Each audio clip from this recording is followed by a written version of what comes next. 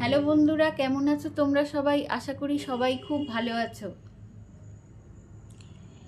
এই পৃথিবী বা এই সমাজের বানানো যে নিয়ম, তার বাইরে গিয়ে কেউ যদি কিছু করার কথা ভাবে তাহলে তাকে বহু কিছু সহ্য করতে হয়, বহু বাধার সম্মুখীন হতে হয়।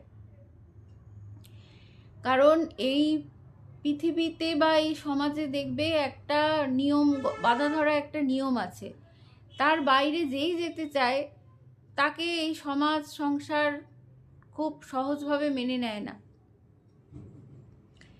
এমনও হতে পারে এই সমাজ সংসার পৃথিবীর কথা বাদই দাও, সবার প্রথমে বাধা তোমার বাড়ির লোকের তরফ থেকেই আসতে পারে। তোমার বাড়ির লোকই হয়তো তোমার এই এই যে বাধা ধরা গণ্ডি পেরোনোর যে মনোভাব, বাধা ধরা গণ্ডির বাইরে গিয়ে কিছু করার যে মনোভাব, সেটাকে ভালোভাবে মেনে নেয় না, বা তারাই বাধার সৃষ্টি করতে পারে।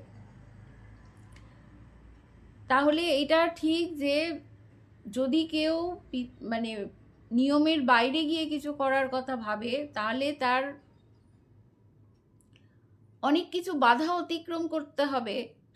সবার প্রথমে হয়তো বাড়ির লোকের সাথেই তাদের মোকাবিলা করতে হবে, লড়তে হবে। এটাও মাথায় রেখে চলা উচিত। কারণ ব্যতিক্রমী জিনিস ব্যতিক্রমী হয়, সহজভাবে কেউই মেনে নিতে পারে না। সেটা যদি ভালোও হয় তাও মানতে পারবে না, ভালো কিছু সহজে মানতে পারবে না। তাহলে এটা এটা মেনে চলো যে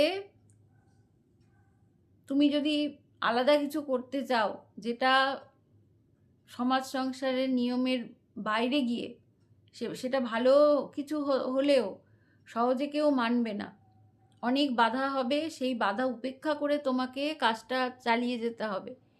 হ্যাঁ, এটা ঠিক যে তুমি যদি সেই বাধা বিপত্তি পেরিয়ে কাজটাকে চালিয়ে যেতে পারো, সাফল্য হাসিল করতে পারো, তাহলে এই যারা দেখবে এতদিন তোমার পথে বাধা হয়ে দাঁড়াচ্ছিল, সব কিছুতেই ক্ষুব্ধ হচ্ছিল, বাধা সৃষ্টি করছিল, তারাই দেখবে তখন তোমার প্রশংসা করবে, তোমাকে বাহবা দেবে।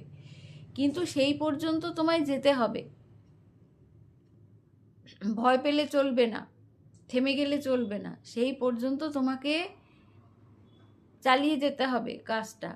তবেই তুমি সাফল্য পাবে, তবেই সবাই তোমার প্রশংসা করবে।